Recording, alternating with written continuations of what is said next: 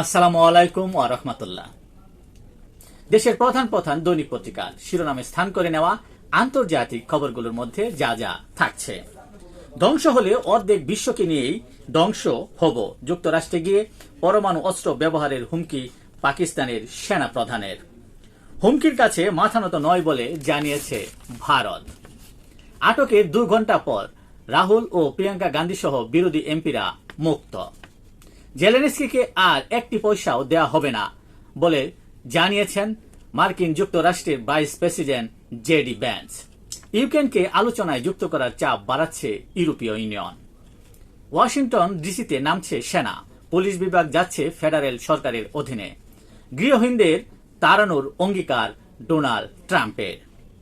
গাজা নিয়ন্ত্রণ নিলেই যুদ্ধ বন্ধ হবে বলে জানিয়েছেন নেতানিয়াহু। গাজাকে ভুলে যাবেন না, ইসরায়েলি হামলায় নিহত ফিলিস্তিনি সাংবাদিকের শেষ বার্তা ছিল এটি। মিয়ানমারে নির্বাচন প্রতিহতের ঘোষণা বিদ্রোহী গোষ্ঠীর। এই ছিল দেশের প্রধান প্রধান দৈনিক পত্রিকার শিরোনামে স্থান করে নেওয়া গুরুত্বপূর্ণ খবরগুলো, যা নিয়ে এতক্ষণ আপনাদের মাঝে উপস্থিত ছিলাম। আশা করি আপনাদের ভালোই লেগেছে। আজকের মতো এখানেই, আবারও দেখা হবে আগামীকাল ঠিক একইভাবে। সে পর্যন্ত অবশ্যই ভালো থাকবেন, সুস্থ থাকবেন। আসসালামু আলাইকুম ওয়া রাহমাতুল্লাহ।